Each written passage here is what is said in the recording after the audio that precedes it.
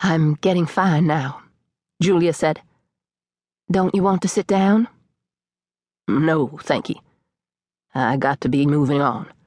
I just stopped to see how you was. Me and your father-in-law there. We've knowed each other a heap of years. Me and him is old nesters. We proved up government claims side by side in the early days."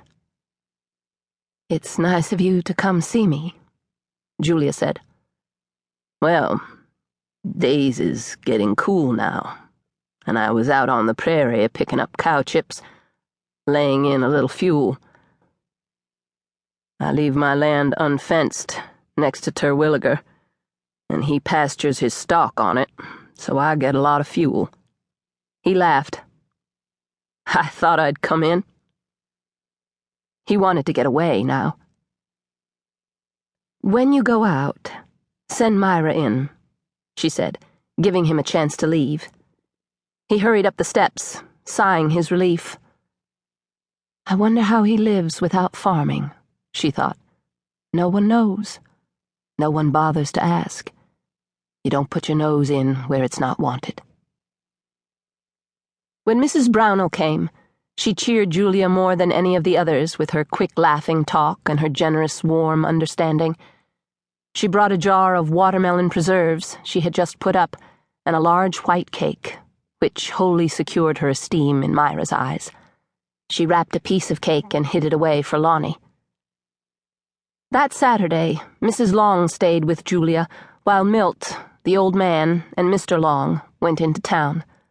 She brought the twins, bashful little girls of 8, and they played in the yard with Myra. The Longs were the poorest of all the farmers in the neighborhood. They had never recovered the losses of livestock suffered under the Agricultural Adjustment Act, which paid farmers to not produce. Due to the poor condition of their cattle, many were shot, and after paying the process tax on the ones they shipped, they had no return at all. The drought forced him to buy feed for what remained of his herd, until the bank took the cattle on a loan. So he was totally dependent on his crops in the dust years. Folks all knew that one winter they had to rip the floor out of their small house for fuel, leaving them to walk on the dirt. Mrs. Long was a shy, meticulous little woman whose cleanliness was fanatical. Almost anyone in the neighborhood could have lost a floor with less irony, although to the sweeping and scrubbing farm women, the summer dust was a nightmare in their homes. Sometimes, in gatherings, someone told the story of Jim Long chipping up the floor for firewood, and they all laughed uproariously, including Long himself. Because she was a quiet woman, Mrs. Long hoped there would be plenty of undone work at the Dunnes, and because she couldn't find a speck of dirt, she found something else to do. The thought that she was unable to bring a present of food made her uncomfortable at first, but later, when Julia suggested she bring in a watermelon that had been cooling in the water barrel and sit down for a while and eat a slice with her, she felt better. Feeling more easy, she smiled more, and her hair, pulled tightly to the top of her head, drew her eyes up at the corners in a kind of jolly, sly look. Julia looked at her and thought how pretty she must have been as a girl. Finally, as Mrs. Long warmed to Julia's good-natured talking, she drew a letter from her deep apron pocket and wanted Julia to read it. "It's from my sister Bess in California," she said. "I hadn't a letter in years, and I didn't know what had become of her, but just supposed she was still in eastern Oklahoma.